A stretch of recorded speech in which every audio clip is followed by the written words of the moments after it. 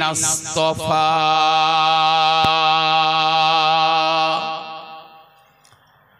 अम्मा बअद फ़क़द क़ाल अल्लाहु तआला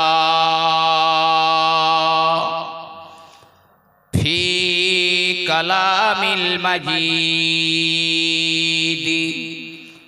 वल फ़ुरक़ानिल हमीद।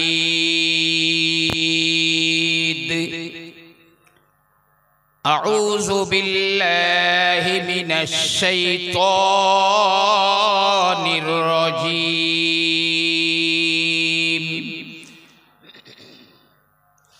बिस्मिल्लाहिर रहमानिर रहीम।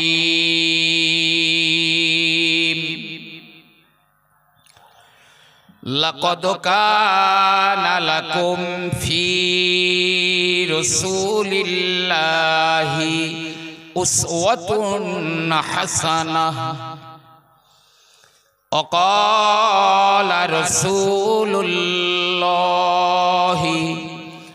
सल्लल्लाहु अलैहि वसल्लम बुइस्तु लिउतम्मिम मकारिमल अख़लाक़। वक़ाल अल्लाहु तआला फ़ी शानि महबूबिही मुख़बिरन व आमिरन। इन्नल्लाहा व मलाइकतहु युसल्लूना अलन नबी। या अय्युहल्लज़ीना आमनू सल्लु अलैहि वसल्लिमू तस्लीमा। अल्लाहुम्मा सल्लि अला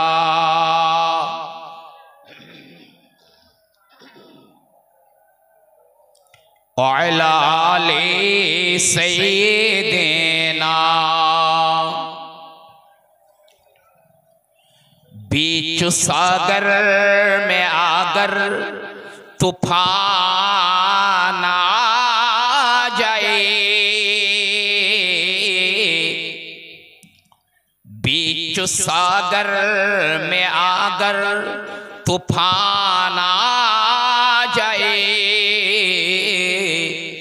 और दीन हक़ का सफीना जो मोहम्मद ने लाया है डूब सकता नहीं है सफीना मेरा। ओ मोहम्मद सफीने में मौजूद है। अल्लाहुम्मा सल्लि अला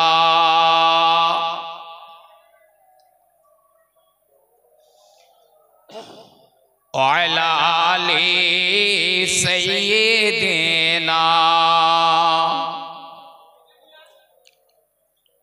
আলহামদুলিল্লাহ। অধ্যকার এই মহতী জলসার সম্মানীয় মাননীয় সভাপতি সাহেব, মুআজ্জাজ মুহতারাম মহাসম্মানীয় উলামায়ে কেরাম, বিশেষ করে এই মসজিদের সম্মানীয় এবং যোগ্যতম দুইজন ইমাম সাহেব ও মুয়াজ্জিন সাহেব, বিদায়ী বক্তা বন্ধুবর আলহাজ হযরত মাওলানা ইয়াকুব আলী সাহেব, সম্মুখে বসে থাকা জ্ঞানী গুণী সুধী শ্রোতাবৃন্দ, পর্দা নশিনা ধার্মিকা স্নেহশীলা মহিয়সী আমার মায়েরা এবং বোনেরা, মাশাআল্লাহ শুরু থেকে এতক্ষণ পর্যন্ত বিশেষ করে আলহাজ হযরত মাওলানা ইয়াকুব আলী সাহেব তার নিকট থেকে অনেক তথ্যপূর্ণ হাদিস এবং কুরআন সম্বলিত অনেক ওয়াজ শুনেছেন। আমি খুব পরিচিত দুটি একটি কথা আপনাদের খিদমতে আলোচনা রাখি। ভাই, আমরা হলাম মানব, মানে মানুষ, ময়াকার দন্ত ন ব, মানব। মো থেকে মানব, আকার থেকে আমি, দন্তন্য থেকে নবীর, ব থেকে বচন। মানব আমি নবীর বচন, সে হলো মানব, সেই হলো মানব। ইসলাম কি? ISLAM, Islam. আই থেকে আই, এস থেকে শুড, এ থেকে অল, এম থেকে mankind. I should love all mankind. আমার উচিত প্রতিটা মানুষকে ভালোবাসা, জাতি ধর্ম বর্ণ নির্বিশেষে প্রতিটা মানুষকে ভালোবাসা। এর নাম হলো ইসলাম। আল্লাহ রাব্বুল আলামিন কুরআনুল কারীমে ইরশাদ করছেন, লাকাদ কানা লাকুম ফি রাসূলিল্লাহি উসওয়াতুন হাসানা। দুনিয়ার মানব জাতিরা মনে রাখো, তোমাদের জন্য আমার রাসূলের মধ্যে উত্তম আদর্শ আমি রেখে দিয়েছি। আজ আমরা বিজ্ঞানের যুগের মানুষ, রকেটের যুগের মানুষ, বিজ্ঞান তার চরম শিখরে আরোহণ করেছে। যে নবী দুনিয়ার কোন মানুষের কাছ থেকে আক্ষরিক জ্ঞান লাভ করেননি, সেই নবী মুহাম্মদ সাল্লাল্লাহু আলাইহি ওয়াসাল্লাম কে, তার আদর্শ কে, কেন আমরা মানতে যাব? আপনি এক্ষুনি মোবাইলে গুগল সার্চ করুন, যে ওতে বলুন পৃথিবীর সর্বশ্রেষ্ঠ মানুষকে। যে গুগল গোটা পৃথিবী ব্যাপী চলছে, সার্চ করুন পৃথিবীর সবচাইতে শ্রেষ্ঠ ব্যক্তিকে। গুগল আপনাকে জানিয়ে দেবে হযরত মুহাম্মদ সাল্লাল্লাহু আলাইহি ওয়াসাল্লাম, যিনি ইসলাম ধর্মের প্রবর্তক, লেখা উঠবে। আমেরিকার শিকাগো বিশ্ববিদ্যালয়ের প্রফেসর ডক্টর জুলস মেসারম্যান, তিনি তার বইয়ে একটি অধ্যায় লিখেছেন, what the great leaders of the world. পৃথিবীর বুকে সবচাইতে বড় নেতাকে? তিনি জবাব দিচ্ছেন, perhaps the Muhammad, greatest leader of the world of all time. সম্ভবত পৃথিবীর সর্বকালের সর্বযুগের সর্বশ্রেষ্ঠ নেতা হলেন কে? নবী মুহাম্মদ সাল্লাল্লাহু আলাইহি ওয়াসাল্লাম। জোরে বলুন না সুবহানাল্লাহ। এটা আমি বলিনি, কোন মোল্লার বাচ্চা বলেনি। তিনি জাতিতে খ্রিস্টান, তাও আবার আমেরিকার বিশ্ববিদ্যালয়ের প্রফেসর। মাইকেল এইচ হার্ট, তিনি 100 মনীষীদের নামের একটা তালিকা তৈরি করেছেন। এই 100 মনীষীদের নামের তালিকায় তিনি 1 নম্বরের কার নাম দিয়েছেন? হযরত মুহাম্মদ সাল্লাল্লাহু আলাইহি ওয়াসাল্লামের নাম দিয়ে তিনি চ্যালেঞ্জ করেছেন, পৃথিবীতে যদি কারো হিম্মত হয় তাহলে আমি নবী মুহাম্মদকে 1 নম্বরে দিয়েছি, তিনি এসে 2 নম্বরে এনে দেখিয়ে দিন। তার চ্যালেঞ্জ আজ পর্যন্ত কেউ গ্রহণ করতে পারেনি। নবী মুহাম্মদুর রাসূলুল্লাহর নাম 1 নম্বরেই রয়েছে। নেপালের বিশ্ববিদ্যালয়ের প্রফেসর ডক্টর রমাকৃষ্ণ রাও তিনি বলছেন আধুনিক জ্ঞান বিজ্ঞান নবী মুহাম্মদ থেকে লব্ধ। আমি তা প্রমাণ করতে, পুরো না হলেও কিছু প্রমাণ করতে সক্ষম। আধুনিক বিজ্ঞান নবী মুহাম্মদ সাল্লাল্লাহু আলাইহি সাল্লাম থেকে লব্ধ। তিনি যে নবী মুহাম্মদ, তিনি যে আল্লাহর নবী, এর একটা দুটো সিম্পটম আমি এমন একটা ধর্মগ্রন্থ দেখলাম না, বেদ বলেন, পুরাণ বলেন, বাইবেল বলেন, গীতা বলেন, ত্রিপিটক বলেন, জিন্দাবেস্তা বলেন, গ্রন্থ সাহেব বলেন, যাই বলেন না কেন, যাতে আমার নবী পাকের নাম নেই, আমি এরকম একটা আমার ক্ষুদ্র জ্ঞানে আমি দেখলাম না। বেদ কি বলছে? আমরা যে কলেমা পড়ি, লা ইলাহা হরতি পপম ইল্লো ইলাহা পরম পদম জন্ম বৈকুণ্ঠ পারা পিনতি তজ্জপি নাম মুহাম্মদ। তুমি যদি তোমার পাপগুলো, তোমার গুনাহগুলো যদি মোচন করে নিতে চাও, তাহলে বলো এক মে বা দ্বিতীয়, আল্লাহ ছাড়া কোনো উপাস্য নাই, আল্লাহ ছাড়া কোনো রব নাই। আর যদি তুমি জনম জনম স্বর্গবাস করতে চাও, যদি তুমি জনম জনম জান্নাত বাস করতে চাও, তজ্জপি নাম মুহাম্মদ, তাহলে মুহাম্মাদের নামটা জপ করো। পুরো নবী পাকের সিম্পটম বেদের মধ্যে আছে। কার বাড়িতে আসবেন, কবে আসবেন, কখন আসবেন, হ্যাঁ, তার সিম্পটম কি হবে, টোটাল বর্ণনা করা আছে। এই শিখ জাতি যারা, তাদের ধর্মের প্রবর্তক গুরু নানক তিনি স্বতন্ত্র একটি ধর্ম প্রচার করেছেন। তারপরেও তিনি তার গ্রন্থ সাহেব, শিখদের গ্রন্থ সাহেব কি বলছেন? কলমা এক পুকারিয়া দো জাহানে কোই जो कहना पाक है दोजो को जाऊन सही।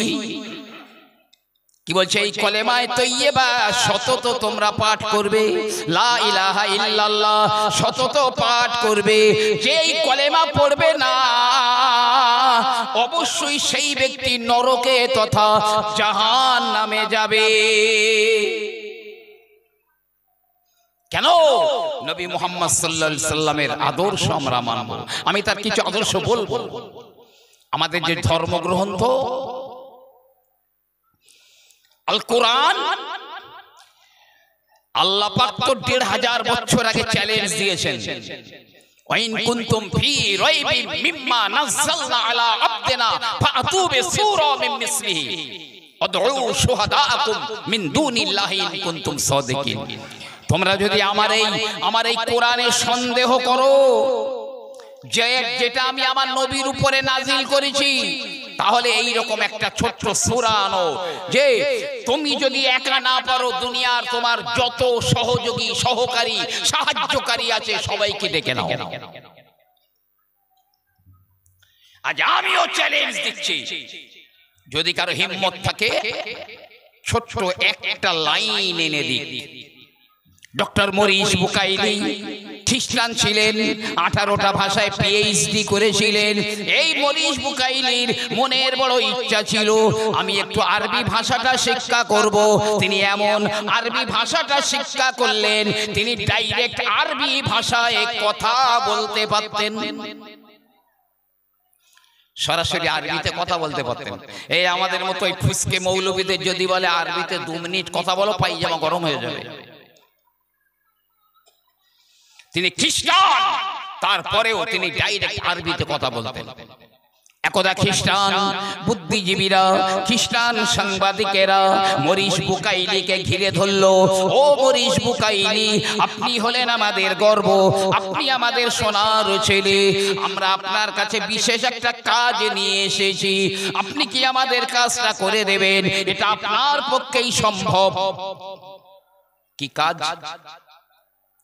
যে মুসলমানদের আল্লাহ এই কোরআনের হেডলাইনে বলেছেন, জালিকাল কিতাবু লা রাইবা ফি, ওই কোরআনের মধ্যে কোনো সন্দেহ নেই, যা আজ পর্যন্ত কোনো রাইটার লিখতে পারেনি। তো আমরা ওই মুসলমানদের আল্লাহর চ্যালেঞ্জ গুড়িয়ে দেব, আপনি কোরআনের মধ্যে একটা ভুল একটু বার করে দিতে পারবেন? একটা ভুল। মরিস বুকাইলি বলছে, ওরে বোকা, একটা নয় বরং আমি একাধিক ভুল কোরআনের ভিতরে বার করে দিতে পারি। ওরা বলছে স্যার একটা ভুল বার করে দিতে পারলে না যথেষ্ট। বিবিসি লন্ডন সংবাদ মাধ্যমে গোটা পৃথিবীকে জানিয়ে দেব কোরআনের মধ্যে ভুল রয়েছে। মরিস বুকাইল একটা কোরআন নিয়েছেন, নিয়ে ঘরে ঢুকে দরজা লাগিয়ে দিয়েছেন, সিটকানি দিয়ে দিয়েছেন, বার হন না। সাক্ষাৎ প্রার্থীরা আসে, তাদের বলে দেওয়া হয় উনি বিশেষ একটি কাজে রয়েছেন, উনি এখন সাক্ষাৎ করবেন না। প্রস্রাব পায়খানা গোসল খাওয়া দাওয়া এই কাজ বাদে বাকি টাইমটা আর একটু নিদ্রা ঘুম, তিনি কোরআনটা বারবার পাঠ করেন একটা ভুল বার করার জন্য। 1 মাস নয়, 1 বছর নয়, 2 বছর নয়, 3 বছর হয়ে গেল। মরিস বুকাইলি বদ্ধ ঘরের ভিতরে বারে বারে কোরআনটা তিনি পাঠ করেন ভুল বার করার জন্য। 3 বছর হয়ে গেল। ওই মরিস বুকাইলি কোরআনটা বুকে নিয়ে 3 বছর পরে এবারে তিনি বাইরে বার হয়ে গেলেন।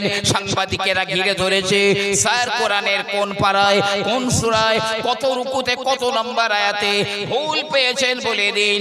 বিবিসি লন্ডন সংবাদ মাধ্যমে পৃথিবীকে জানিয়ে দিন।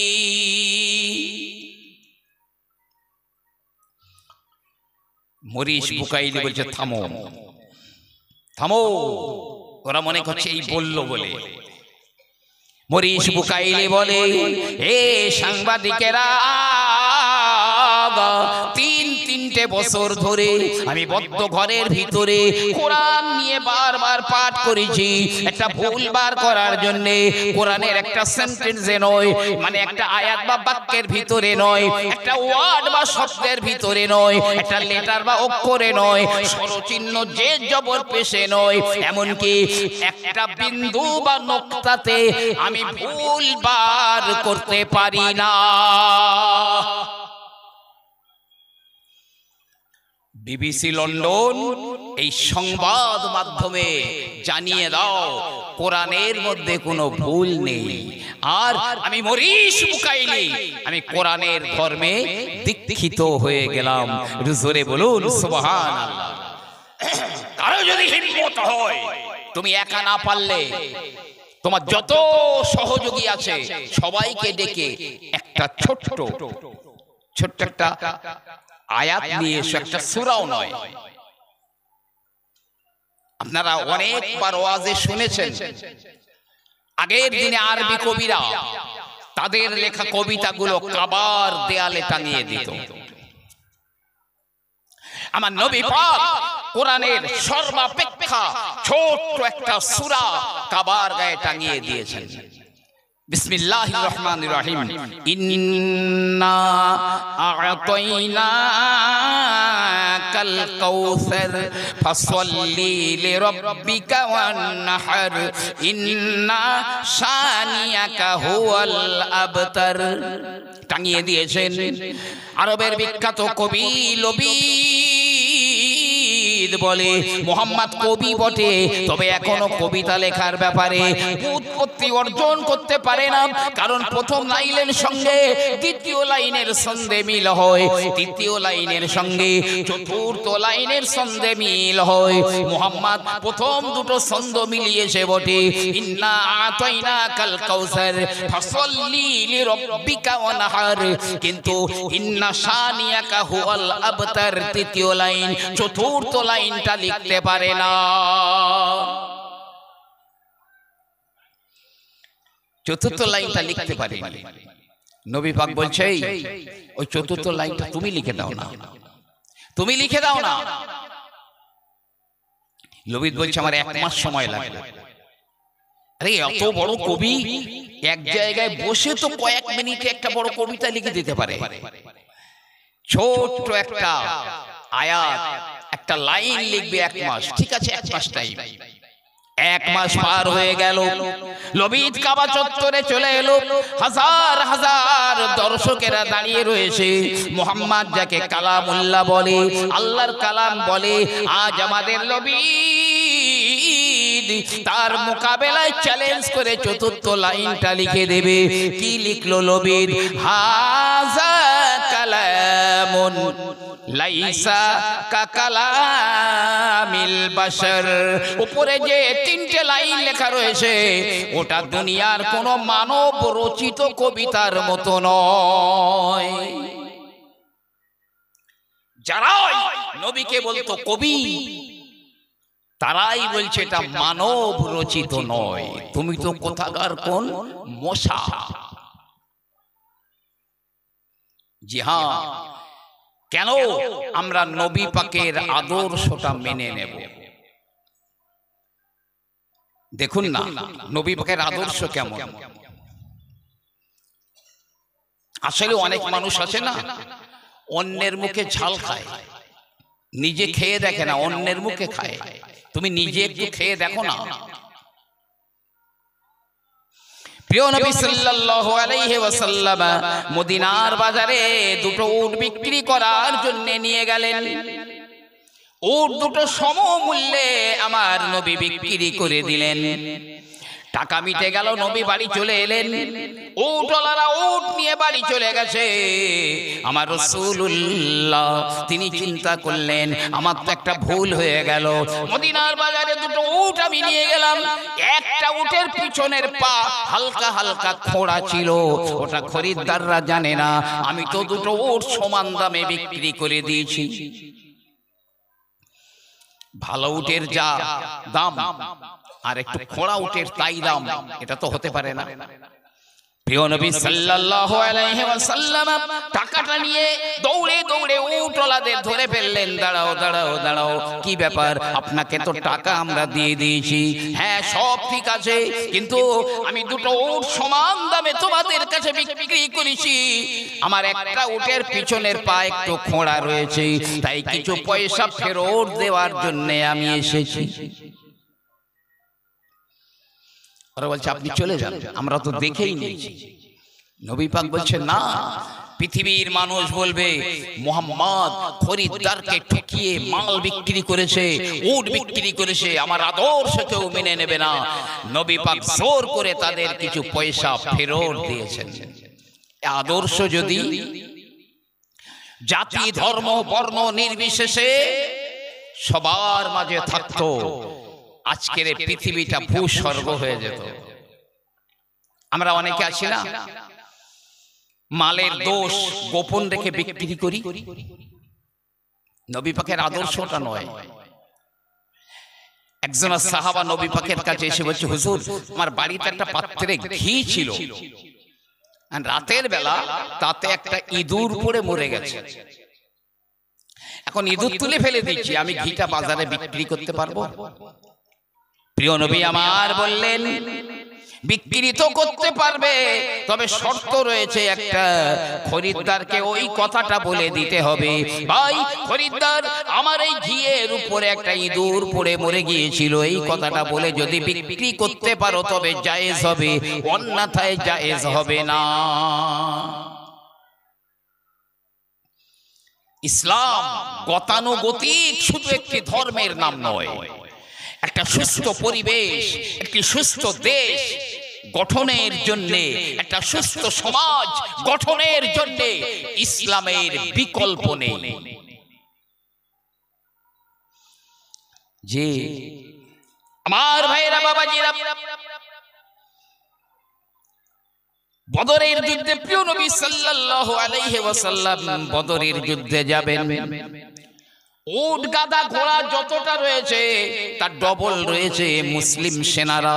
আল্লাহর নবী বললেন, এ সাহাবারা, এক একটা উটে দুইজন করে যাবে বদর প্রান্তরে।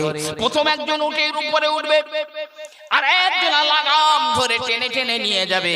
পথ যখন 50% হয়ে যাবে, অর্ধেক হয়ে যাবে, তখন উটের পিঠে বসা মানুষটা নিচে নেমে যাবে। নিচে যে এতক্ষণ উটের লাগাম টানছিল সে উপরে উঠে যাবে। এইভাবে পালা বদল করে বদর প্রান্তর পর্যন্ত চলে যাব। ভাগ করে দিলেন। অবশেষে একটা উট আছে, একজন সাহাবা রয়েছেন আর আমার নবী পাক রয়েছেন। নবী বলছে, এসো বাবা, আমি আর তুমি দুজনা পালা বদল করে আমরা বদর প্রান্তরে যাব। সাহাবাটি বলে, ইয়া রাসূলুল্লাহ, ইয়া হাবিবাল্লাহ, আমার মা বাপ আপনার কদমে কুরবান হয়ে যাক। হুজুর, গোটা পথ আপনি উটের পিঠে বসে যাবেন, আমি লাগাম টেনে টেনে নিয়ে যাব, আপনাকে আমার সঙ্গে পালা বদল করা লাগবে না। নবী পাক বললেন, না না, দুনিয়ার মানুষেরা বলবে নবী মুহাম্মদ সেলফি ছিল, স্বার্থপর ছিল। নবী উঠলেন উটের উপরে, সাহাবাটা টেনে নিয়ে যাচ্ছেন, পথ অর্ধেক হয়ে গেল। নবী পাক নিজে নিজে নেমে পড়ে ওই সাহাবাটাকে উটের পিঠে তুলে দিয়ে নবী পাক উটের লাগাম ধরে টেনে নিয়ে যাচ্ছে। চ্যালেঞ্জ দিলাম, কিয়ামত পর্যন্ত বিশ্বের ইতিহাসে বিরল নেই। জি, কি আদর্শ! এই আদর্শ যেদিন মানুষের মধ্যে ফিরে আসবে সেদিন দুনিয়াটাই জান্নাত হয়ে যাবে, স্বর্গ হয়ে যাবে। আমার ভাইরা, বাবাজিরা, খন্দকের যুদ্ধ হবে, পরীক্ষার যুদ্ধ হবে। সালমান ফারসি রাদিয়াল্লাহু তাআলা আনহু প্রযুক্তি দিয়েছেন, এ রাসূলুল্লাহ, চারিদিকে পরীক্ষা খনন করুন, শত্রুরা দুশমনেরা যেন পরীক্ষা পার করে না আসে। সাহাবায়ে কেরামেরা মাটি কাটে ঝুড়ি ভর্তি করে নিয়ে যায়। আল্লাহর নবী ওখানে চলে গেলেন। হে বাবা সাহাবারা, আমার মাথায় মাটি তুলে দাও। হুজুর, আমরা এরা যথেষ্ট, আপনি বসুন। নবী পাক বলছে, না না না, আমার মাথায় মাটি তুলে দাও। বারবার বলছে, নবী পাকের মাথায় এক ঝুড়ি মাটি তুলে দেওয়া হলো। নবী পাক বললেন, তোমরা এক ঝুড়ি করে মাটি বইবে, আর আমি রাসূলুল্লাহ আমার মাথায় 2 ঝুড়ি মাটি তুলে দাও। কেন ইয়া রাসূলুল্লাহ, ইয়া হাবিবাল্লাহ? আল্লাহর নবী বললেন, হে বাবারা, আমি এই দেশের নাগরিক, তোমরাও এই দেশের নাগরিক। তোমরা এক ঝুড়ি, আমিও এক ঝুড়ি, অধিক কিন্তু আমি হলাম তোমাদের নেতা, আমি হলাম তোমাদের নবী। আমার কাছে এক্সট্রা আর একটা দায়িত্ব রয়েছে, যার কারণে আর এক ঝুড়ি মাটি আমাকে বেশি নিতে হবে। আল্লাহর নবীর মাথায় 2 টুকরি করে 2 ঝুড়ি করে মাটি তুলে দেওয়া হলো। ও আমার ভাইরা, মনে করবেন না মুসলমানরা দেশ বিরোধী, কারণ আমার নবী বলেছেন, হুব্বুল ওয়াতান ঈমানুন, জন্মভূমির ভালোবাসা হলো ঈমানের একটা অংশ। ভারতের মুসলমানেরা ভারত থেকে এক মুঠো মাটি পাকিস্তান বাংলাদেশে যাবে, যদি মুসলমানের রক্ত গায়ে থাকে তা মেনে নিতে পারবে না, অবৈধভাবে। তার উপরেও মনে করবেন না আমরা যাই তাই দেশে বাস করি, এটা মনে করবেন না। কেন জানেন? মদিনার মসজিদে নববী শরীফে নবী পাক সাহাবাদের সঙ্গে আলোচনা করতে করতে বললেন, হে আমার সাহাবারা, মক্কা হলো আমার জন্মভূমি, মদিনা হলো আমার ঠিকানা। আমি মক্কার মদিনাকে বড় ভালোবাসি। পৃথিবীর মানুষদের মক্কার মদিনার ভালোবাসাটা হলো তাদের কাছে ওয়াজিব, তারা মক্কা মদিনার ভালোবাসবে অধিক। কিন্তু আমি রাসূল আর একটা দেশকে বড় ভালোবাসি, আমার আল্লাহ রব্বুল আলামিন ওই দেশটাকে ভালোবাসেন। সাহাবায়ে কেরামেরা বললেন, আয় আল্লাহর নবী, মক্কা মদিনার পরে আবার কোন দেশ, যে দেশকে আমার আল্লাহ ভালোবাসেন, আমার রাসূলুল্লাহ ভালোবাসেন? আল্লাহর নবী আমাদের দিকে হাত বাড়িয়ে বাড়িয়ে বললেন, আল হিন্দ, আল হিন্দ, আল হিন্দ, হিন্দুস্তানকে, ভারতবর্ষকে, ইন্ডিয়াকে আমি রাসূলুল্লাহ বড় ভালোবাসি। আর আমার আল্লাহ রব্বুল আলামিন ওই ভারতের জমি, অখণ্ড ভারতের জমিনকে ভালোবাসেন। কারণ সাহাবারা জিজ্ঞাসা করলেন, ইয়া রাসূলুল্লাহ, তার কারণ কি? কেন আল্লাহ এবং আল্লাহর নবী ওই দেশটাকে ভালোবাসেন? প্রিয় নবী আমার বললেন, আমার সাহাবারা, আমার আল্লাহ রাব্বুল আলামিন পৃথিবীর প্রথম মানুষ, পৃথিবীর প্রথম নবী হযরতে আদম আলাইহিস সালামকে জান্নাত থেকে যখন বহিষ্কার করেছিলেন, ওই অখণ্ড ভারতবর্ষের জমিনে আমার আল্লাহ পাক আদম নবীকে নামিয়ে দিয়েছিলেন। পৃথিবীর প্রথম মানুষ, প্রথম নবী ভারতে পাঠিয়েছেন আল্লাহ। এখনো যান শ্রীলঙ্কা শরণদ্বীপ সিংহল পিকেডি আদাম পাহাড়ের উপরে এখনো আদমের পদচিহ্ন বিদ্যমান, যেখানে তিনি নেমেছিলেন। আল্লাহ ভারতকে ভালোবাসেন বলে প্রথম মানুষ, প্রথম নবী ওই ভারতে পাঠিয়ে দিয়েছেন। সকালবেলা খবর পেয়ে রাতের বেলা আদম নবী খুব ভয় পাচ্ছে, একা তো খুব ভয় পাচ্ছে। আল্লাহ রাব্বুল আলামিন বললেন, এ জিবরাইল, আমার আদম বড় ভয় পায়, যাও আমার আদমকে তুমি একবার সান্ত্বনা দিয়ে দাও। ফেরেশতাদের সরদার, ফেরেশতাদের নেতা হযরত জিবরিল আমিন আলাইহিস সালাম তিনি ভারতের জমিনে প্রথম নেমে এলেন। আদমের সামনে দাঁড়িয়ে দাঁড়িয়ে আযান দিয়ে দিলেন।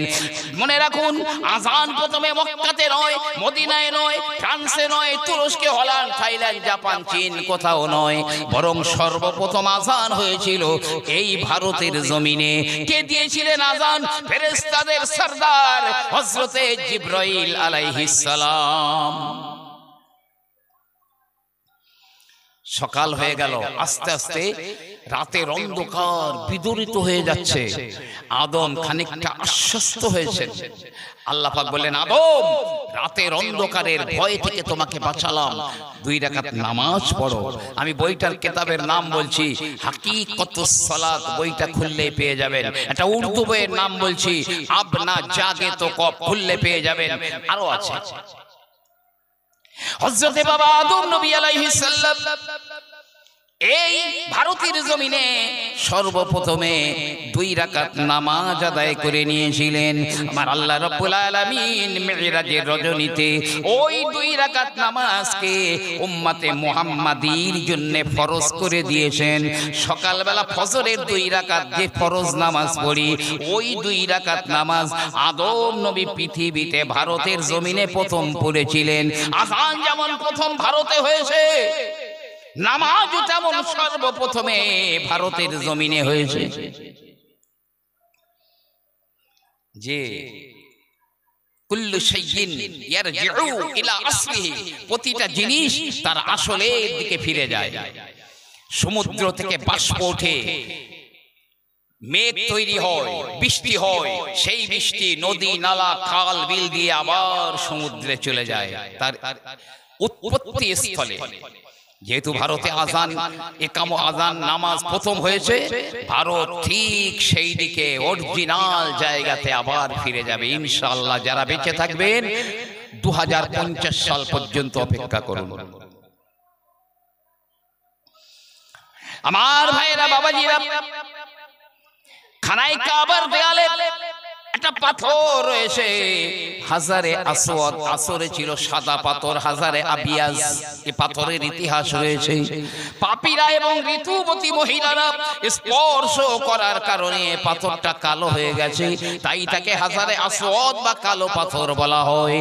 ওই পাথরটা সর্বপ্রথমে আদম নবী আলাইহিস সালাম জান্নাত থেকে যখন বহিষ্কার হয়ে গেলেন, ওই পাথরটা নিয়ে এই ভারতের জমিনেই নেমেছিলেন। এই জন্য লেখক বলছে, ভারতের জমিনে যত দামি দামি স্টোন পাওয়া যায়, পৃথিবীর আদার্স কোন কান্ট্রিতে পাওয়া যায় না। ভারতের জমিনটা কেন এত সবুজে ভরা, গাছপালা লতা পাতায় ভরা? আদম নবী জান্নাত থেকে আসবার সময় কিছু লতা পাতা গায়ে জড়িয়ে নিয়ে ভারতে নেমেছিলেন। এই কারণে ভারতের জমিনটা সুজালাং সুফালাং, সবুজে ভরা। টোটাল বিশ্বের সভ্যতা ঘর বাড়ি তৈরি করা, চাষবাস করা, বস্ত্র বয়ন করা, রান্না বাড়া করা, যা কিছু সব এই ভারত থেকে পৃথিবীতে ছড়িয়ে গেছে। কারণ জিবরিল আমিন আলাইহিস সালাম আদম নবীকে প্রত্যেকটা জিনিস শিক্ষা দিয়েছিলেন। এখান থেকে পৃথিবীতে ছড়িয়েছে মানব সভ্যতা। সর্বপ্রথম হজ যাত্রী ইন্ডিয়া। আদম আলাইহিস সালাম একাধিকবার এই ভারত থেকে হেঁটে হেঁটে তিনি হজ করতে গিয়েছিলেন এবং আল্লাহর হুকুমে ওই পাথরটাও তিনি নিয়ে গিয়েছিলেন, যেটা খানায় কাবার দেয়ালে রয়েছে। পাঞ্জাবে বরাস শরীফে চলে যান, 12 জনা নবীর কবর রয়েছে। অর্থাৎ আমার আল্লাহ রাব্বুল আলামিন ভারতে নবী পাঠিয়েছিলেন। আল্লাহর নবীর একটা হাদিস রয়েছে, কানা নবিয়ুন ফিল হিন্দে, হিন্দুস্তানের জমিনে আল্লাহ একজন নবী পাঠিয়েছিলেন। লাউনুহুল আসওয়াদ, গায়ের রংটা কালো ছিল। ইসমুহু কাহান, ওই নবীর নাম ছিল কাহান। অনেকে বলছে, এটা আল্লাহ পাক ভালো জানে, আমিও বলতে পারবো না।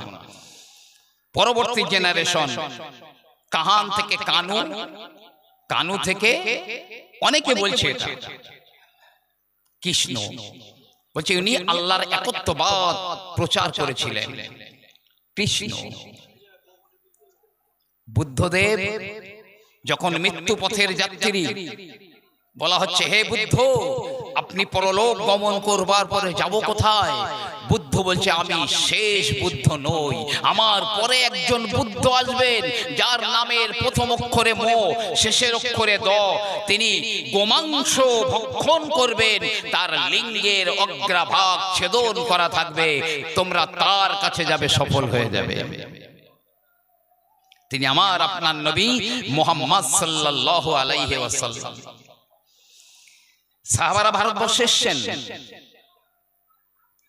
আমি পাঞ্জাবে একটা জলসায় গিয়েছিলাম, পাঞ্জাবের ভাটিন্ডা, যাবেন একবার, একজন সাহাবার কবর আছে, বড় গম্বুজ, সবুজ গম্বুজ, যেন মনে হচ্ছে যে সাহাবাটা কবরে জিন্দা রয়েছেন। কিভাবে জানেন? প্রাচীন মক্কায় এই ব্যক্তির নাম ছিল রতন। রতন প্রাচীন মক্কায় ব্যবসা বাণিজ্য করার জন্য তিনি যেতেন। তো ওখানে একদা তিনি গিয়েছেন মক্কায়, গিয়ে দেখছেন ছোট্ট একটা খাল বা নদী, একটা বাচ্চা ছেলে দাঁড়িয়ে রয়েছে। রতন ভাবছে ছেলেটা মনে হয় খাল পার হবে, পানির কারণে যেতে পারছে না। তো ওই বাচ্চাটাকে, ছেলেটাকে তার উটের উপরে উঠিয়ে বা কোলে করে নিয়ে নদীটা বা খালটা পার করে দিয়েছে। ব্যবসা করে ফিরে এলেন, এবং হঠাৎ তিনি খবর পেলেন মক্কায় একজন নবীর আবির্ভাব হয়েছে। নবীর আবির্ভাব হয়েছে। তো বলছে যদি আর একটাবার অন্তত যাই তাহলে মহাপুরুষের দেখা হবে। তিনি ওখানে আসবেন। বেদ বলছে সম্বলে বিষ্ণু যশাস গৃহে প্রাদুর্ভাবম সুমাতাং মাতারি বিভো কন্যা তন্নিষেবত। সম্ভ্রান্ত ব্রাহ্মণ কন্যা, নাম হবে তার সুমতি। সুমতি আপনার কিনা সংস্কৃতি শব্দ, যার আরবি প্রতিশব্দ হলো আমিনা। আব্দুল্লাহ বিষ্ণু যশা, বিষ্ণু যশা হলো সংস্কৃত শব্দ, আরবিতে তাকে বলা হয় আব্দুল্লাহ। আপনি বিষ্ণু যশার গৃহে আর একজন মহিলা, তার নাম হলো সুমতি, তার গৃহে তিনি জন্মগ্রহণ করবেন। তো যাই একবার, শঙ্কর আচমকা নৃত্য করছে। শঙ্কর বা মহাদেব নৃত্য করছে। শঙ্করী বলছে হে শঙ্কর, হঠাৎ আপনি কেন নৃত্য করছেন? শঙ্কর বলছে শোনো শঙ্করী, সম্বল শহরে, সম্বল সংস্কৃতি শব্দ, যার আরবি প্রতিশব্দ হচ্ছে দারুল আমান, নিরাপত্তার জায়গা। ওমান দাখালাহু কানা আমিনা, যে ওই হেরেমের ভিতরে ঢুকে যাবে সে নিরাপদ। সম্বল, সেখানে একজন কল্কি অবতার এসেছে, নরা সংস এসেছে, অন্তিম ঋষি এসেছেন, তাই তার জন্মে আমি নৃত্য করছি। শঙ্করী তিনিও নৃত্য করতে শুরু করলেন। এখন অনেক পরে আবার এই ব্যক্তি চলে গেলেন মক্কায়, নবীও দেখা হবে রতন। তো খবর নিয়ে নিয়ে আমার নবী পাকের কাছে গেছে। নবী পাক দেখে বলছে, তুমি সেই লোক না, সেই ব্যক্তি না, একদিন তুমি আমার বুকে করে খাল পার করিয়ে দিয়েছিলে? হ্যাঁ হ্যাঁ, আমি আপনাকে এবার চিনতে পেরেছি, হ্যাঁ হ্যাঁ আমি সেই ব্যক্তি। প্রিয় নবী আমার বললেন, হে বাবা শোনো, যে ব্যক্তি আল্লাহর নবীকে বুকে জড়িয়ে ধরে খাল পার করে দেয়, আমার আল্লাহ পাক তাকে আটকে রেখে দেবেন না। তিনি বললেন, লা ইলাহা ইল্লাল্লাহ মুহাম্মাদুর রাসূলুল্লাহ। নামটা পরিবর্তন হলো না, শুধু হাজী শব্দটা বেড়ে গেল, হাজী রতন আছে। ভারতে নবী পাঠিয়েছেন আল্লাহ। সবচেয়ে বড় কথা, নূরে মুহাম্মাদীর সূর্য সর্বপ্রথম কোথাকার আকাশে উদয় হয়েছিল? মক্কায় না, না মদিনায় না, পৃথিবীর কোন দেশে নয়। নূরে মুহাম্মাদীর সূর্য সর্বপ্রথমে ভারতবর্ষে উদয় হয়েছিল। জোরে বলুন সুবহানাল্লাহ।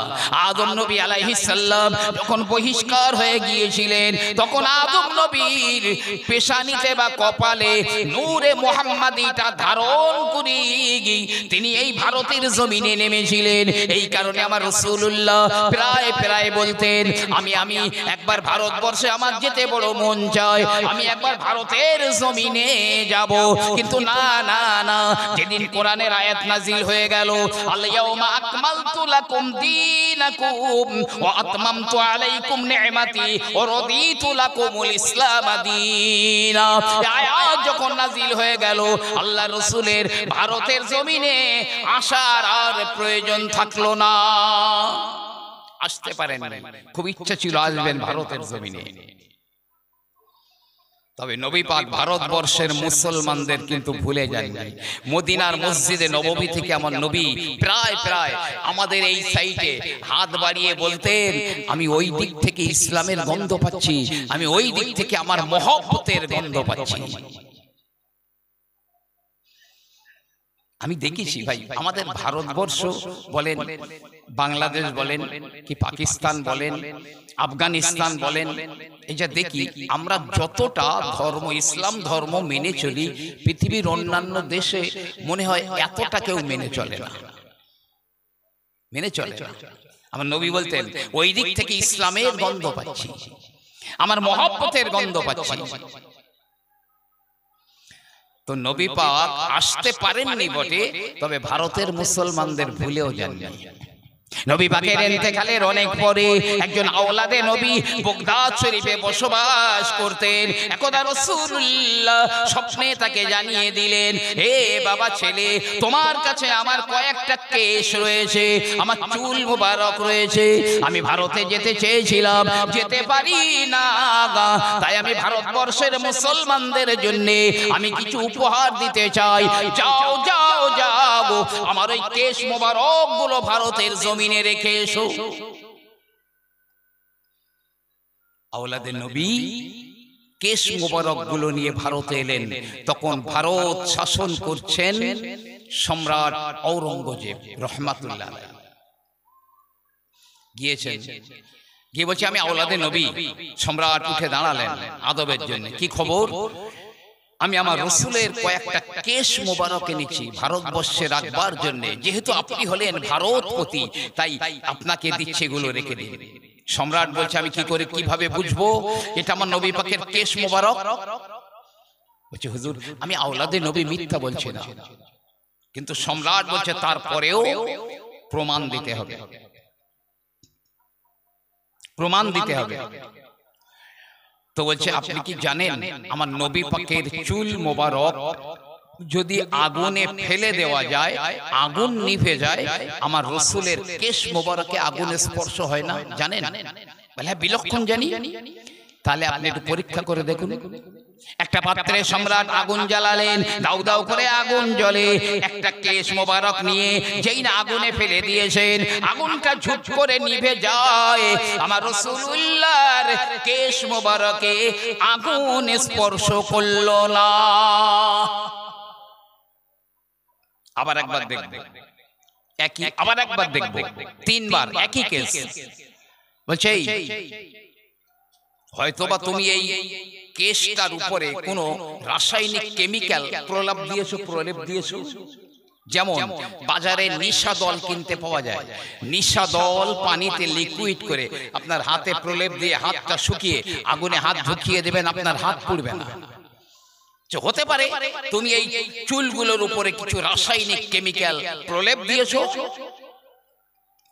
সম্রাট যদি এই কথা বলেন, ঠিক আছে, আমার নবী পাকের জিসিম মোবারকে, দেহ মোবারকে সূর্যের তাপ লাগতো, রোদ লাগতো, বলছে না, মেঘ ছায়া করে দিত।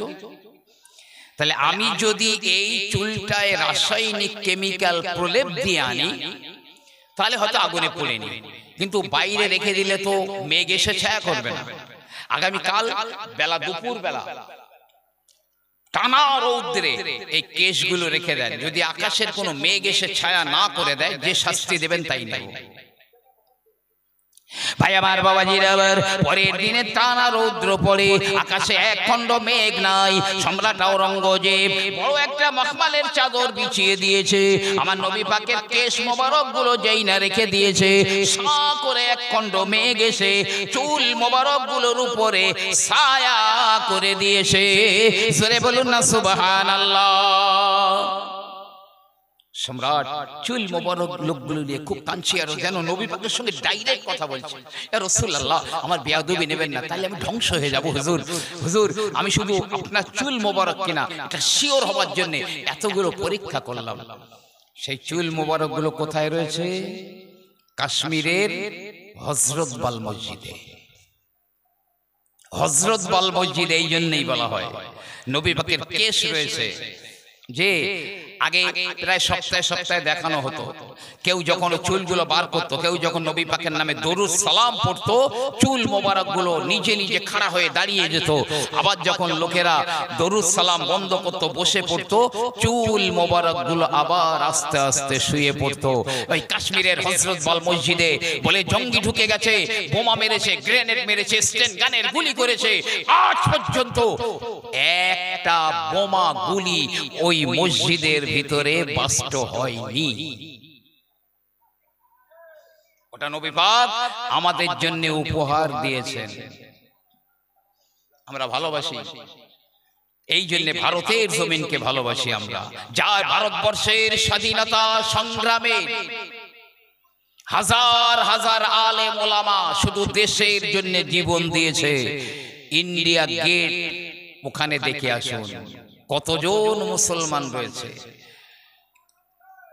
দিল্লির চাঁদনি চৌক থেকে খয়বার পর্যন্ত রাস্তার দুই ধারে এমন একটা গাছ নেই যে গাছে কোনো আলেমকে ফাঁসি দেওয়া হয়নি।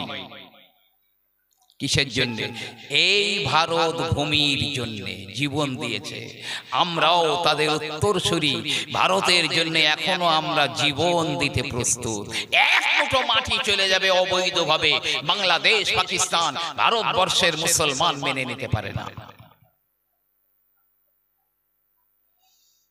নবীর আদর্শ আমরা কি জন্য মানব? আরে মক্কা বিজয় হয়ে গেছে। মক্কা, আমি খুব সংক্ষেপে দুটো একটা বলছি, মক্কা বিজয় হয়ে গেছে। এখন সাহাবায়ে কেরামদের নিয়ে নবী পাক বীরের মতো ঢুকলেন মক্কায়। মক্কার কুরাইশরা ভয়ে তটস্থ হয়ে আছে, কেউ ঘর থেকে বার হয় না। আর নবী পাক আসছেন, একটা বুড়ি মহিলা এরকম একটা বোকচা নিয়ে, সে বেচারা খুব ছটফট করছে। সে বোকচা তুলতেও পারছে না, চলেও যেতে পারছে না, ছেড়ে রেখে খুব ছটফট করছে। বুড়িটা আমার নবী পাককে জীবনে কোনোদিনও দেখেনি। এখন আল্লাহর নবী, আল্লাহর হাবিব বললেন, ও বুড়িমা, কি ব্যাপার, তুমি এই বোকচা নিয়ে কেন টানা হেসলা করো, এত ছটফট করো? বুড়ি বলে, ও বাবা, তুমি কি শোনোনি, ওই আব্দুল্লাহর বেটা মুহাম্মদ মক্কা বিজয় করে নিয়েছে। আজ আমরা তার কত অত্যাচার করেছিলাম, আজ ওই মুহাম্মদ যদি আমাকে দেখতে পায় তাহলে আর আমার নিস্তার নাই। তাই মুহাম্মাদের ভয়ে আমি কোনো দূর পাহাড়ের পাদদেশে চলে যেতে চাই, কিন্তু আমার বোকচা ফেলে রেখে যেতে পারি না, আমি আবার বয়েও নিয়ে যেতে পারি না। আমার রাসূলুল্লাহ বললেন, ও বুড়িমা, আমি তোমার বচ্চাটা বয়ে দেব নাকি? এটা বয়ে দেবো? বাবা তালি তো বড় ভালো হয়, দাও না, একটু বয়ে দাও না। নবী পাক বচ্চাটা মাথায় তুলে নিয়েছেন। বুড়ি আগে আগে আমার নবী পাককে ছোট মোটা কথা বলতে বলতে যাচ্ছে, আর নবী পাক তার বচ্চাটা মাথায় করে নিয়ে যাচ্ছে। অনেক দূরে এক পাহাড়ের পাদদেশে গিয়ে বলছে, বাবা এখানে রেখে দাও, আর মোহাম্মদ আমার দেখতে পাবে না, এখানে রেখে দাও। নবী পাক বচ্চাটা রেখে দিয়ে কোনো কথা না বলে চলে আসছেন। বুড়ি বলছে, বাবা তোমার মনে এত দয়া, কার বেটা তুমি বাবা? তুমি আমার এত বড় বিপদ থেকে বাঁচালে, মোহাম্মদের হাত থেকে বাঁচালে, পরিচয়টা আমার দিয়ে যাও। আমি এই বিপদ থেকে মুক্তি পাওয়ার পরে নিশ্চয়ই তোমার খোঁজ নেব, তোমার কিছু প্রতিদানও দেব। প্রিয় নবী সাল্লাল্লাহু আলাইহি ওয়াসাল্লাম বললেন, ও বুড়িমা, যে মোহাম্মদের ভয়ে তুমি মক্কা থেকে এত দূরে পালিয়ে চলে এলে, সারা রাস্তাটা তোমার বাচ্চাটা যে বয়ে নিয়ে এলো, যার তুমি নিন্দা মন্দ গালি মন্দ করেছো, আমি হলাম সেই আব্দুল্লাহর বেটা নবী মুহাম্মদুর রাসূলুল্লাহ। শুনেছিলুম সে মোহাম্মদ নাকি বড় অত্যাচারী, তার মনে দয়া মায়া নেই। তোমার মনে এত দয়া, ও এতদিন অন্যের মুখে ঝাল খেয়েছিল। মোহাম্মদ সন্ত্রাসী, নাউজুবিল্লাহ, মোহাম্মদ বড় জালেম, নাউজুবিল্লাহ, ও লোকের কাছে শুনেছিল, নিজে দেখেনি। আমিও আজ চ্যালেঞ্জ করছি, যারা ইসলামের নামে বিষোদ্গার করছে, ইসলামটা ভালোভাবে তারা দেখো, পড়ো, আশা করছি ভুল তাদের ভেঙে যাবে, থাকবে না। বুলি পড়ে নিল লা ইলাহা ইল্লাল্লাহ মুহাম্মাদুর রাসূলুল্লাহ। এই নবীকে যদি কেউ বলে সন্ত্রাসী, জঙ্গি, নাউজুবিল্লাহ, তাহলে সে মূর্খের রাজ্যে বাস করছে। যে একজন মহিলা প্রতিদিন আমার নবীজির পথে কাঁটা বিছিয়ে বিছিয়ে দিত, আমার নবী পাক গেলে যেন পায়ে কাঁটা বিঁধে যায় না। না, আল্লাহর নবী দেখলেন কয়েকটা দিন হয়ে গেল, পথে কেন কাঁটা নাই। আল্লাহর নবী চিন্তা করলেন, মনে হয় ওই মহিলা, যে মহিলা আমার পথে কাঁটা দিত, মনে হয় ওই মহিলা কোন রোগে ভুগছে, রোগে পড়ে গেছে। আল্লাহর নবী কতিপয় সাহাবাই কেরামদের নিয়ে ওই মহিলার বাড়িতে চলে গেলেন, দরজায় টোকা মারলেন। বাড়িতে আছে মেয়ে আর মা দুজনা, আর কেউ নাই। মা মেয়ে দরজায় টোকা মারছে, দরজা খোলো। মেয়েটা ভিতর থেকে উঁকি মেরে দেখছে আমার নবীজি মুহাম্মদ দাঁড়িয়ে রয়েছে, তার সঙ্গীরা রয়েছে। দৌড়ে গিয়ে মাকে বলছে, মা এইবার সর্বনাশ হয়ে গেছে, যে মোহাম্মদের পথে কাঁটা বিছাতাম, সেই মোহাম্মদ এসেছে আজকের প্রতিশোধ নেওয়ার জন্য, নিস্তার নেই। মা কাঁপছে, মেয়েও কাঁপছে। মা বলছে, এক কাজ করো, দরজা খুলে দাও, তার কাছে প্রাণ ভিক্ষা চাইবো। যদি তিনি প্রাণ ভিক্ষা দেন তো ভালো, যদি না দেন কি করব, আমাদের কর্মফল। দরজা খুলে দিয়েছে। প্রিয় নবী সাল্লাল্লাহু আলাইহি ওয়াসাল্লাম তিনি ভিতরে ঢুকে গেলেন। বুড়ি বলছে, মুহাম্মদ কোন কারণে আমার বাড়িতে তুমি এলে? আমার আল্লাহর নবী বললেন, ও বুড়ি মা, তুমি তো আমার পথে প্রতিদিন কাঁটা বিছিয়ে বিছিয়ে দিতে, কিন্তু কয়েকদিন হয়ে গেল পথে কাঁটা বিছানো নাই। চিন্তা করলাম নিশ্চয়ই তুমি কোনো রোগে পড়ে গেছো, তাই তোমার দেখবার জন্য, তোমার সেবা করার জন্য আমি মুহাম্মদ তোমার বাড়িতে এসেছি। এরপরেও যদি কেউ বলে নবী মুহাম্মদ সন্ত্রাসী, তাহলে সে মূর্খের রাজ্যে বাস করছে। অবশ্যই নিজের মেয়ে হযরত যায়েনব, বড় মেয়ে যায়েনব, যার কারণে তিনি শহীদ হলেন, তার পেটের বাচ্চা নষ্ট হয়ে গেল। মক্কা বিজয়ের দিনে নবী তাকে ক্ষমা করে দিলেন। যে ওয়াহশী এবং হিন্দা নবী পাকের চাচা হযরতে হামজাকে শহীদ করে, সেই হিন্দা নবী পাকের চাচা হামজার বুকে বসে, পেটে বসে, বুকে বর্ষা দিয়ে আঘাত করছে। কান কেটে নিয়েছে, চোখ তুলে নিয়েছে, অঙ্গগুলো কেটে নিয়ে গলার হার বানিয়ে দিয়েছে। নবী পাকের কাছে যখন হামজার লাশ আনা হলো, নবী পাক ফুপিয়ে ফুপিয়ে কাঁদছেন। মক্কা বিজয়ের দিনে হিন্দা এলো, ক্ষমা করে দিন। নবী ক্ষমা করে দিলেন। ওহাসি পেছন দিক থেকে এসে কলেমা পড়ছে, নবী ঘুরে দেখলেন ওহাসি। নবী বললেন, ওহাসি তুমি কোনোদিন যেন আমার সামনে এসো না, কারণ তুমি সামনে আসলে আমার চাচার কথা মনে হয়, আমি বড় কষ্ট পাই। তবে যাও, আমি তোমাকে ক্ষমা করে দিলাম, মাফ করে দিলাম। যে বুড়ি মহিলা নবী পাকের গোশতে বিষ মাখিয়েছিল, নবী পাক একটুখানি খাবার পরে ঠোঁটগুলো ফুলে গিয়েছিল, মক্কা বিজয়ের দিনে বুড়ি এলো, আল্লাহর নবী তাকেও ক্ষমা করে দিলেন। যেদিন মক্কা বিজয়, মক্কার মানুষেরা যেদিন আমার নবীকে চুলোয় ছাই ছুঁড়ে দিয়েছে, তরকারি ভাত রুটি রান্না হচ্ছে, ছাই ছুঁড়ে দিয়েছে, গলায় কোনো কাপড় দিয়ে পেস্ট দিয়ে শ্বাস রোধ করার চেষ্টা করেছে, নামাজরত অবস্থায় উঠে নাড়ি ভুড়ি চাপিয়ে দিয়েছে, কি অত্যাচার না করেছে। নবী পাক বাধ্য হলেন আল্লাহর হুকুমে মদিনায় যেতে। কিন্তু যেদিন মক্কা বিজয় হয়ে গেল, নবী পাক বললেন, লা তাসরিবা আলাইকুমুল ইয়াউম।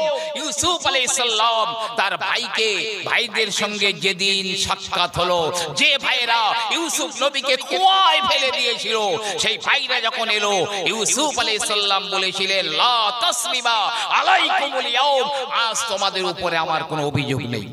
নবী পাক বলছে, আমিও সেই কথাই বলবো, তোমাদের কারো উপরে আমার অভিযোগ নেই, আমিও সকলকে ক্ষমা করে দিলাম। যে আবু সুফিয়ান নবী পাকের হত্যার চক্রান্ত করত, নবী পাক বললেন, মান দাখালা দারা আবি সুফিয়ান ফাহুয়া আমিনুন, যে আবু সুফিয়ানের বাড়ি ঢুকবে সে নিরাপদ। পৃথিবী স্তব্ধ হয়ে গেছে নবী পাকের আদর্শ দেখে। কেন? নবী পাক লেখাপড়া শেখেননি। বিজ্ঞানের যুগের মানুষেরা কেন মানবো? আমি একটা নবী পাকের বিজ্ঞান আমি একটা বলছি আপনাকে, খুব মন দিয়ে শুনবেন।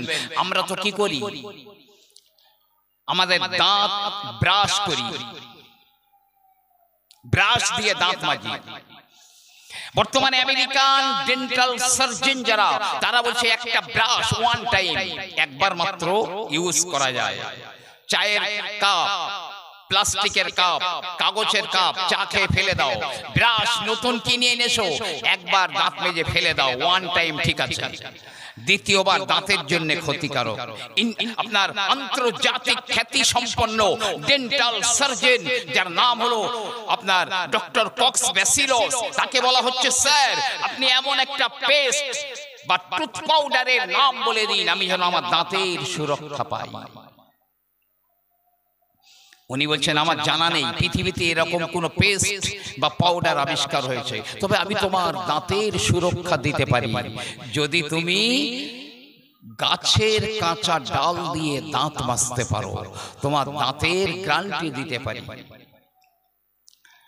যে নবী পাকের জীবনের একদম শেষ আমল কি জানেন? মিসওয়াক। আল্লাহর নবী, আল্লাহর হাবিব ইন্তেকাল করার পর আগের মুহূর্তে একেবারে কাছাকাছি সময়ে আবু বকর সিদ্দিকের একজনা ছেলে একটা মিসওয়াক মুখে নিয়ে নবী পাকের দেখার জন্য এলেন। আল্লাহর নবী ফেল করে তাকিয়ে রয়েছেন। আম্মা জান আয়েশা বললেন, ইয়া রাসূলুল্লাহ, আপনার জন্য কি একটা মিসওয়াক এনে দেব নাকি? আমার নবীজি মুখ নেড়ে ইশারা করে বললেন, হ্যাঁ একটা মিসওয়াক এনে দাও। আম্মা জান আয়েশা একটা মিসওয়াক এনে দিলেন। আমার নবী মুখে দিয়ে চিবিয়ে নরম করতে পারেন না। আম্মা জান আয়েশা বলেন, ও আল্লাহর নবী, আমি কি ওটা চিবিয়ে নরম করে দেব নাকি? আল্লাহর নবী সম্মতি দিলেন। আম্মা জান আয়েশা ওই মিসওয়াকটা চিবিয়ে নরম করে আমার রাসূলুল্লাহকে দিলেন। আল্লাহর নবী ওই মিসওয়াক দিয়ে তিনি মিসওয়াক করলেন। জীবনের শেষ আমল। আমার নবীজি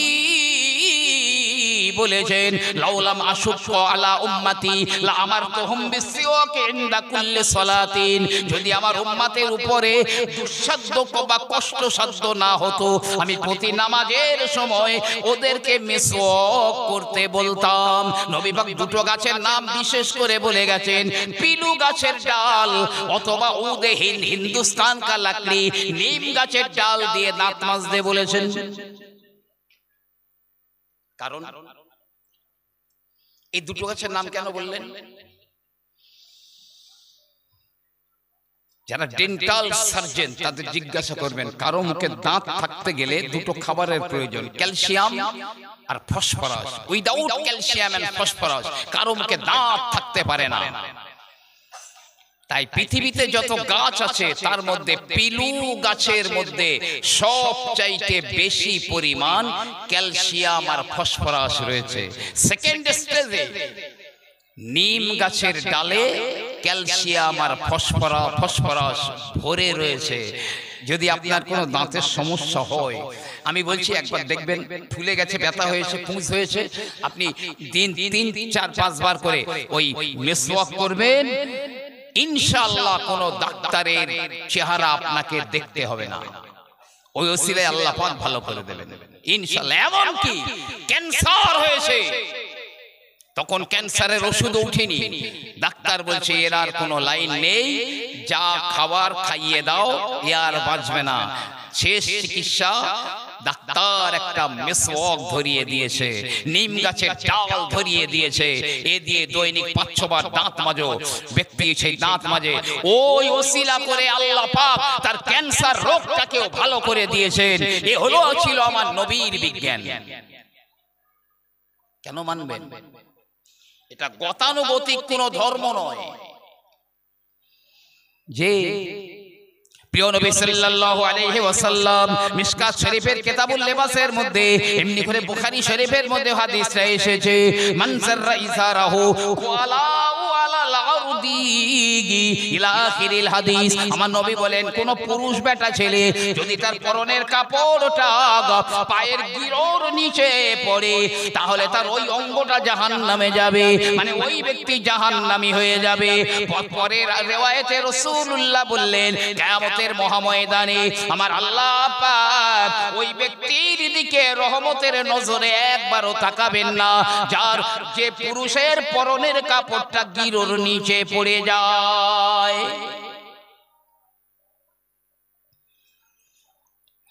আগে এখনো বার হয় গণশক্তি পেপার বার হয়, গণশক্তি এখনো চলে। আগে সপ্তাহে একদিন একটা পৃষ্ঠা থাকতো বিজ্ঞানের খবর, তো তাতে লিখছে যে পুরুষ বেটা ছেলে পায়ের গিরোর নিচে কাপড় পরে তার যৌন রোগ অবশ্যম্ভাবী, যে কোনো একটা যৌন রোগ তার আসবে। যৌন দুর্বলতা, গনোরিয়া, সিফিলিস ইত্যাদি যে কোনো যৌন রোগ তার আসবে শিওর। আমি আজকের সকালবেলায় দেখছিলাম আধুনিক বিজ্ঞানরা বলছে পুরুষদের পায়ের গাঁটে ওখানে কিছু যৌন রস থাকে, তার আলো বাতাসের প্রয়োজন। যদি ওটা ঢাকা থাকে তাহলে সে আলো বাতাস পায় না, সে দুর্বল, আপনার যৌন দুর্বলতায়, যৌন অক্ষমতায় ভোগে। অতএব পুরুষদের গিরোর উপরে কাপড় পরতে হবে। ওই গণশক্তি পেপারে আরো বলছে মহিলারা পায়ের গিরোর উপরে কাপড় পরে, এখন তো অনেক মহিলাদের আপনার কিনা পায়ের উপর গিরোর উপরে কাপড় পরে, 3/4 পরে, কিন্তু না আমার রাসূলুল্লাহ বললেন মহিলাদের মাথার উপর থেকে পায়ের গিরোর নিচে পর্যন্ত এটা হলো তাদের সতর। আর আধুনিক চিকিৎসা বিজ্ঞানীরা বলছে মহিলারা যদি গিরোর উপরে কাপড় পরে তাহলে লিউকোরিয়া বলে একটা মারণ ব্যাধি ওই মহিলার অবশ্যম্ভাবী। এই ছিল 1500 বছর আগের আমার নবী পাকের বিজ্ঞান। কত বড় বৈজ্ঞানিক ছিলেন! এই আপনি দুধ খাচ্ছেন, চা খাচ্ছেন, কোন লিকুইড জিনিস খাচ্ছেন, একটা মাছি পড়ে গেল, কি করবেন? খাবারটা ফেলে দেবেন? তাতে একটা মাছি পড়েছে, কি করবেন? শুধু নবী পাকের বিজ্ঞানটা বলতে চাইছে। নবী পাক বলছে যদি মাছি পড়ে যায়, ওয়াইজা ওয়াকাআজ যুবাবু আলা তাআমি আহাদিকুম, তোমাদের কারো খাদ্যে যদি একটা মাছি পড়ে যায় তাহলে আঙুল দিয়ে ওই খাদ্যের ভিতরে পুরো মাছিটা ডুবিয়ে দাও, দিয়ে তারপরে মাছিটা ফেলে দিয়ে খাবারটা খেয়ে নাও। কেন বলেন তো? নবী পাক বলছে মাছির একটা ডানাতে রোগের প্রতিষেধক থাকে, আর একটা ডানাতে রোগের জীবাণু থাকে। তো মাছি যখন কোনো খাবারে বসে তখন যে ডানায় তার রোগের জীবাণু আছে সেই ডানাটা খাদ্যে লাগিয়ে দেয়, আর প্রতিষেধক আছে যে ডানায় সেই ডানাটা উঁচু করে রেখে দেয়। এবারে যখন আমি মাছিটা ডুবিয়ে দিলাম ওর ভিতরে, তখন এদিকে যেমন রোগের জীবাণু খাদ্যে মিশে গেছে, ওই জীবাণুর প্রতিষেধক ওই খাদ্যে মিশে গেছে, বাস প্লাস মাইনাসে মাইনাস হয়ে গেল, খাবারটা নিউট্রাল হয়ে গেল, তখন ওই খাবার খেতে আর কোনো সমস্যা নেই। এটা আমার নবী পাকের বিজ্ঞান। প্রিয় নবী সাল্লাল্লাহু আলাইহি ওয়াসাল্লাম আরো বললেন, মিশকাত শরীফের কিতাবুল আতামার মধ্যে হাদিসটা পাওয়া যাবে। আমার রাসূলুল্লাহ বললেন, ও বাবারা, ততক্ষণ পর্যন্ত তোমরা হাত মুছে ফেলে দিও না, হাত ধুয়ে ফেলে দিও না, যতক্ষণ না পর্যন্ত প্লেটটা চেটে চেটে না খাবে, আঙুলটা চেটে চেটে না খাবে। এখন যদি কোনো ভালো শাদী বা খানায়, কোনো ভালো ভদ্র সমাজে, এখন আমি ডাইনিং টেবিলে বসে খাওয়া দাওয়া করি, আমি যদি প্লেট চাটি, আঙুল চাটি, হয়তো আপনাকে অনেকে ক্রিটিসাইজ করবে, আপনাকে দেখে হাসবে, অনেকে এমন আছে। কিন্তু না না, আপনি চলে যান আমেরিকায়, এখন চলে যান, হোটেলে চলে যান, রেস্টুরেন্টে চলে যান, যারা ইসলামের বড় দুশমন তারা প্লেট চেটে চেটে খাচ্ছে, আঙুলগুলো চেটে চেটে খায়। কেন বলেন তো? মানুষের খাবারের পরে অনেকে হজমের ওষুধ খায়, ডাইজিন, ডায়াবোল ইত্যাদি ওষুধ খায়, তাতে হজম হয়ে যায়। আধুনিক চিকিৎসা বিজ্ঞানীরা বলছে, খাবার পরে মানুষ যদি প্লেট আর আঙুল চাটে, তার জিভ দিয়ে এক প্রকার লালা বার হয়, এই লালাটা তার হজমের জন্য অত্যন্ত উপকারী, অত্যন্ত উপকার, যে হজম তাড়াতাড়ি হয়ে যাবে। ওই ডাইজিন খেলে, ডায়াবোল খেলে যা হবে তার চাইতে বেশি কাজ হবে এই আঙুল আর প্লেট যদি চেটে চেটে খাও। নবী পাকের আদর্শ। আরে যে সাহাবারা বাড়ি মায়ের পেট থেকে পড়ে মুসলমান ছিল না, মায়ের পেট থেকে পড়ে মুসলমান না, যে ওমর নবী পাককে হত্যা করার জন্য তলোয়ার নিয়ে বার হয়েছিল, আল্লাহর নবীকে হত্যা করে দেবে, সে ওমরের কাহিনী শুনবেন। মুসলমান অশান্তির ধর্ম, মুসলমান পরধর্মে অসহিষ্ণু, ইতিহাস মিথ্যা কথা বলে না।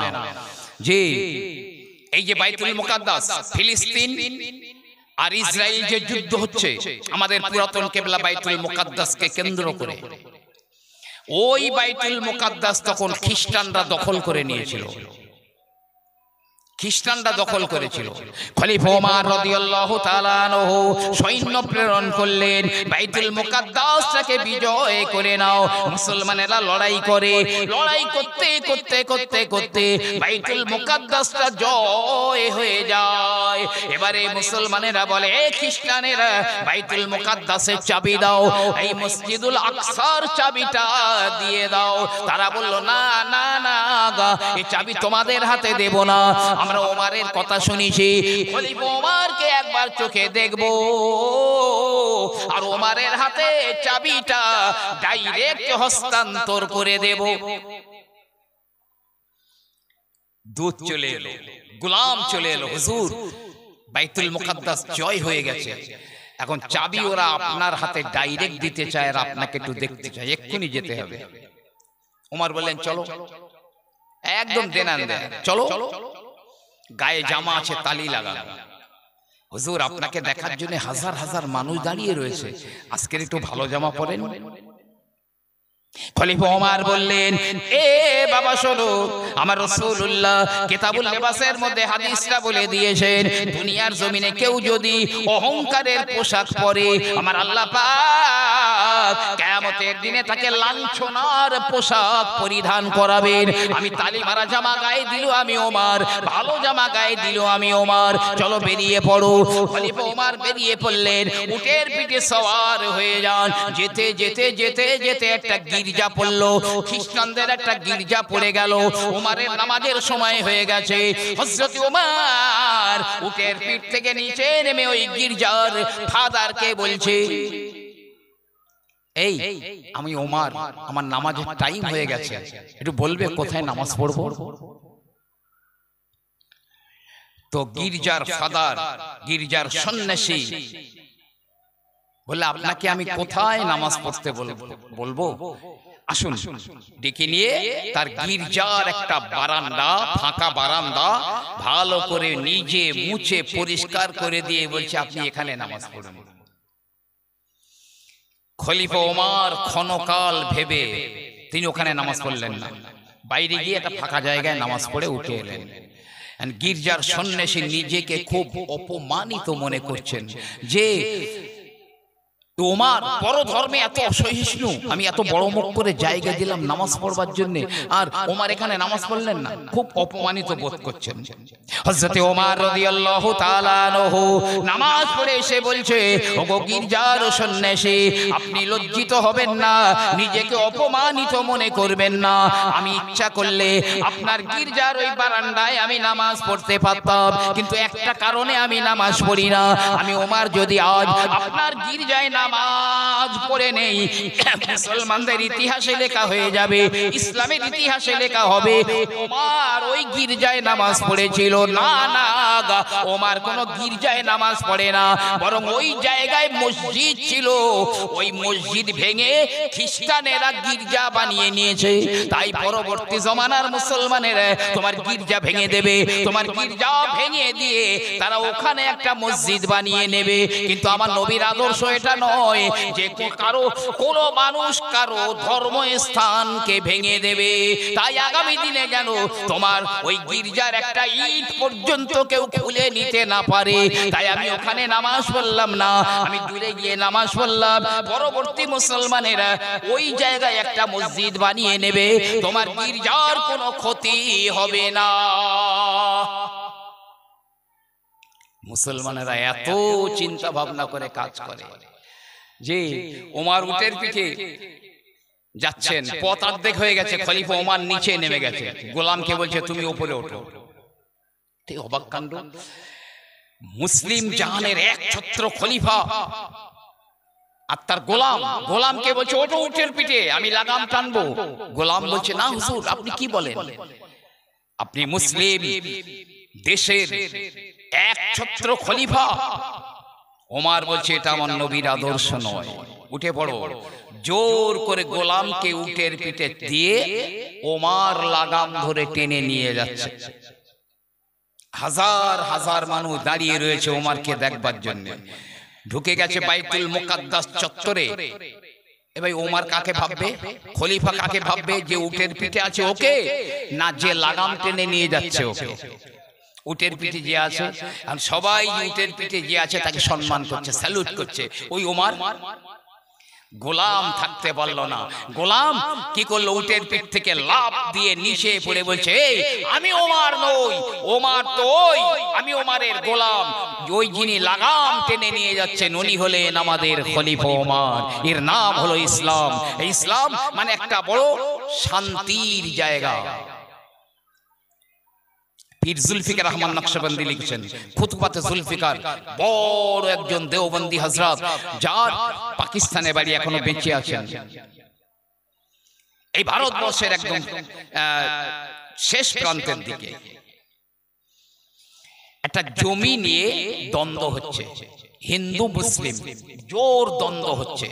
মুসলমানেরা বলছে জমিটা আমাদের, আমরা মসজিদ বানাবো, আর হিন্দু ভাইরা বলছে না ও জমি আমাদের, আমরা মন্দির বানাবো। এটা বিশাল দল হয়ে গেছে। আদালতে বিচারটা দেওয়া হলো যে ইংরেজ বিচারক দেখছে আমি যেদিকেই রায় দেই পুরো শহর আগুন ধরে যাবে, একদম কাটাকাটি, হানাহানি, মারামারি হয়ে যাবে। কি করবে, উনি খুব চালাক তো, বলেন এক কাজ করো, উভয় দল তো আছো, এসো না আমরা এক জায়গায় বসে একটা মীমাংসা করে নেই। মানে কোনো দিকে রায় দিচ্ছেন না। এখন একজন হিন্দু ভাই বলছে দাঁড়ান, আপনি পরবর্তী একটা শুনানি ঠিক করেন, ওই দিনে আমি একজন মুসলমানকে নিয়ে আসবো, ওই মুসলমান কাঠগড়ায় দাঁড়িয়ে যদি বলে জায়গাটা মুসলমানদের, আপনি মুসলমানদের দিয়ে দেবেন, যদি বলেন না ওটা আমাদের, তো আমাদের দিয়ে দেবেন। জজ বলল খুব ভালো কথা, ঠিক আছে। পরবর্তী শুনানি ঘোষণা করে দেওয়া হলো। এখন হিন্দু ভাই যখন এসছে, তার দলের লোক বলছে, এই তোমার মাথা টাথা পাগল হয়ে গেছে, ও তো একটা মুসলমান নিয়ে আসবে। তা সে মুসলমান মসজিদের পক্ষে বলবে না মন্দিরের পক্ষে বলবে? কার পক্ষে বলবে? বলে দেখো, আমি যে লোকটাকে আনবো তিনি একজন মুসলমান। পরবর্তী শুনানিতে হাজার হাজার উভয় পক্ষের লোকজন এলো। জজ বলছে, কোথায় তুমি সে একজন মুসলমান আনবে বললে? নিয়ে এসো। নিয়ে এসে মুফতি কিফায়েতুল্লাহ সাহেব রহমাতুল্লাহ আলাইহি, যে তানাকে বড় দেওবন্দি হযরত, তাকে নিয়ে আসা হলো। মুসলমানরা খুব আনন্দ করছে, আরে ইনি তো একজন পীর সাহেব, আল্লাহর ওলি মানুষ, তিনি মসজিদের পক্ষেই বলবেন, বলবে জমি মুসলমানদের, আমরা মসজিদ বানিয়ে নেব। জজ বলছে, আপনার ফয়সালা এরা তো মানতে চায়, আপনি বলুন জমিটা হিন্দুদের না মুসলমানদের? মুফতি সাহেব বললেন, হে জজ সাহেব শুনে রাখুন, আমি ভালো করেই জানি এই জমিটা কোনোদিন মুসলমানদের ছিল না, আজও মুসলমানদের নাই। এই জমিটা আমার হিন্দু ভাইদের, ওদেরই জমি। মুসলমানরা চুপসে গেল। বলছে, বুঝে শুনে বলছেন তো? ওরা কিন্তু ওখানে একটা মন্দির বানাবে। বলছে, আরে জমি ওদের, ওরা ঘর বানাক আর দোকান করুক আর মন্দির করুক আর যা করুক সেটা ওদের বিষয়, জমিটা মুসলমানদের নয়, এটা 100%। জজ একটা খুব সুন্দর একটা রায় দিল। বলছে, দেখো এই কেসে মুসলমানরা হেরে গেছে, তবে ইসলাম ধর্ম জিতে গেছে। মুসলমান হেরে গেছে, তবে ইসলাম জয়ী হয়েছে।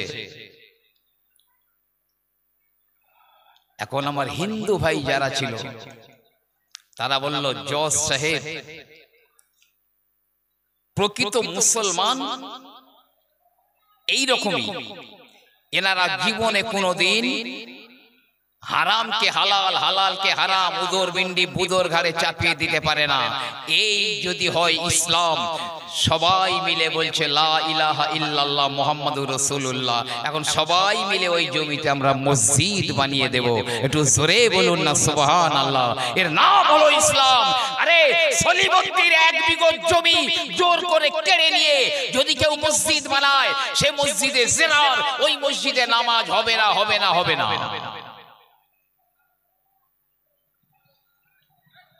মসজিদ বড় পবিত্র জায়গা। জি, নবী পাকের আদর্শ কত উচ্চ, আল্লাহর নবীর আদর্শ ভাবতে পারবেন না।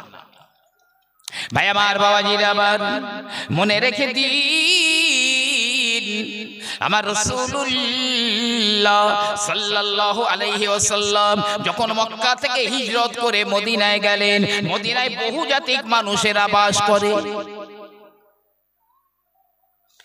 খ্রিস্টান আছে, ইহুদি আছে, যে কিছু মুসলিম আছে, পৌত্তলিক আছে। নবী পাক সবাইকে ডাকলেন যে আমি সুন্দর একটা মদিনা, সুন্দর মদিনা তৈরি করব। তো সেখানে একটা চুক্তি হলো, কি জানেন, যেটাকে মদিনার সনদ বলা হয়। পৃথিবীর প্রথম স্বাক্ষরিত সনদ মদিনার সনদ। সেখানে নবী পাক কয়েকটা কথা বলেছিলেন, তার মধ্যে যেমন একটা, কেউ কোন ধর্মের মানুষ যদি অন্যায় করে ব্যক্তিগতভাবে সে শাস্তি পাবে, একজনের অপরাধে তার জাতি শাস্তি পাবে না, তার জাতি শাস্তি পাবে না, যে ভুল করেছে সেই শাস্তি পাবে। 2 নম্বর, তোমরা কেউ যেন কারো ধর্মস্থানকে ভেঙে দিও না, বরং যদি তোমার কাছে সহযোগিতা চায়, কেউ তার ধর্মস্থান বানাবার জন্য তোমার সম্ভব বলে তুমি সহযোগিতা করবে। না না না, কেউ কারো ধর্মস্থান যেন ভেঙে দিবে না। 2 নম্বর, যারা আমরা এই চুক্তিতে সই করেছি, যদি বাইরের কোনো দুশমনেরা আমাদের উপরে হামলা করে, মনে করুন যদি খ্রিস্টানদের উপরে বাইরের মুসলমানেরা হামলা করে, আমরা হাত গুটিয়ে বসে থাকবো না, বরং আমরা খ্রিস্টানদের হয়ে ওই মুসলিমদের বিরুদ্ধে লড়াই করব। মুসলমানদের উপরে যদি কোনো অমুসলিম এসে হামলা করে তোমরাও বসে থাকতে পারবে না, বরং আমাদের হয়ে তোমরা লড়াই করবে। ভাবতে পারেন?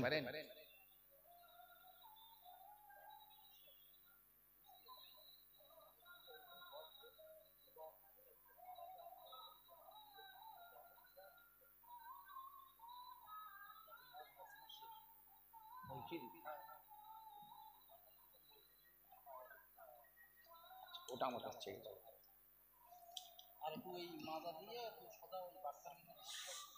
আচ্ছা ঠিক আছে, আমি ব্যবস্থা করে দেবো, চিন্তা করতে হবে না ভাই। আমার এলাকার মানুষ আমি জানি, সবাই সকালবেলা আমরা কর্মব্যস্ত হয়ে যাই, যে যার কাজে বেরিয়ে যাই, আবার অনেকে নামাজ পড়েন। অধিক রাত হওয়া বাঞ্ছনীয় নয়, তো শেষ বেলায় দুটো কথা বলবো আমি। একটু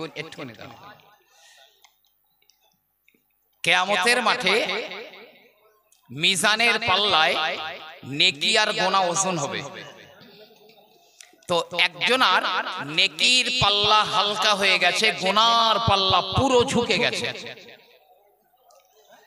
আচমকা একটা মসজিদ ওই মিজানের পাল্লার ধারে চলে আসবে, মসজিদ, আর আওয়াজ হবে এই ব্যক্তি এই মসজিদের মোতাওয়াল্লি ছিল কি সেক্রেটারি ছিল কি এই মসজিদের সহযোগী ছিল, সাহায্যকারী ছিল। আচমকা ওই মসজিদের এক মুঠো মাটি তার নেকির পাল্লায় পড়ে যাবে, তার নেকির পাল্লাটা সাঁ করে ঝুঁকে যাবে। আল্লাহ বলবে যা একে জান্নাতে নিয়ে যা। জোরে বলুন না সুবহানাল্লাহ।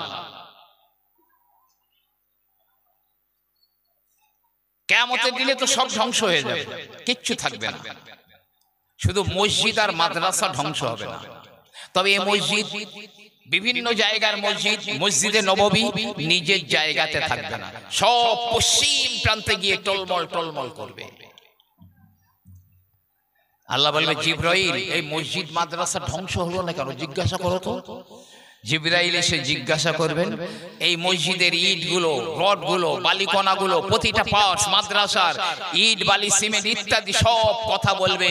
জিবরাইল যারা আমার বানাবার জন্য জমি দিয়েছে, টাকা দিয়েছে, ইট, রড, সিমেন্ট দিয়েছে, আমার মধ্যে যারা নামাজ পড়েছে এরা আমার, যারা আমার সহযোগিতা করেছে এরা আমার পরিবার পরিজন, ওদের বুকের ভিতরে না নিয়ে আমি ধ্বংস হয়ে যাব না। মাদ্রাসা তাই বলবে। জিবরাইল আল্লাহকে বললে আল্লাহ পাক বলবেন এই জিবরাইল বলে দাও যারা মসজিদ বানিয়েছে, ওর ভিতরে নামাজ পড়েছে, সহযোগিতা করেছে, সাহায্য করেছে, সব ওই মসজিদের মধ্যে যেন ঢুকে যায়, ওই মাদ্রাসায় ঢুকে যায়। হযরত জাকারিয়া সাহেব রহমাতুল্লাহ আলাইহি ফাজাইলে হজ, আমি উর্দুটাও পড়েছি বাংলাটাও পড়েছি, ফাজাইলে হজের মধ্যে লিখেছেন কিয়ামতের আগে কাবা শরীফটা ভেঙে ফেলে দেওয়া হবে, কাবা ধন সম্পদ লুটপাট করে নিয়ে যাবে, হজ বন্ধ হয়ে যাবে, কিন্তু খানায় কাবা কিয়ামতের দিনে নববধূর মতো ঠেলে উঠবে। যারা হজ করেছে, উমরা করেছে, কাবা তওয়াফ করেছে, সব বাদুড়ের মতো কাবার গেলাপ ধরে ঝুলে থাকবে। মসজিদে প্যাসেঞ্জার, মাদ্রাসায় প্যাসেঞ্জার। আল্লাহ জাহান্নামের উপর একটা ব্রিজ বানাবেন, 15,000 বছরের রাস্তা, 5,000 বছর সোজা, 5,000 বছর সমতল, 5,000 বছর নিচে, চুলের চেয়ে সরু, তলোয়ারের চেয়ে ধার, আবার তাতে গিজগিজে লোহার কাঁটা লাগানো, যে আবার অন্ধকার, কে পার হবে? তখন আল্লাহ পাক কাবাকে বলবেন কাবা তোর ভিতরে প্যাসেঞ্জার, সারা মসজিদে প্যাসেঞ্জার, মাদ্রাসায় প্যাসেঞ্জার। এক একটা মসজিদ মাদ্রাসাকে বগির মতো জুড়িয়ে কাবার সঙ্গে লাগিয়ে দিয়ে আল্লাহ পাক বলবেন যা ওই পুল সিরাত পার করিয়ে জান্নাতুল ফেরদাউস প্ল্যাটফর্মে লাগিয়ে দে। চোখের পলকে কাবা এই মসজিদ আর মাদ্রাসার প্যাসেঞ্জার গুলো নিয়ে এক পলকে জান্নাতুল ফেরদাউসের প্ল্যাটফর্মে লাগিয়ে দেবে, সব বিনা হিসাবে জান্নাতে যাবে। আল্লামা রুহুল আমিন রাহমাতুল্লাহ আলাইহি হাদিসটা এনেছেন, as-সাখিয়ু কারীবুম মিনাল্লাহ, দাতারা আল্লাহর কাছাকাছি, ও কারীবুম মিনাল জান্নাহ, জান্নাতের কাছাকাছি, ও বাঈদুম মিনান নার,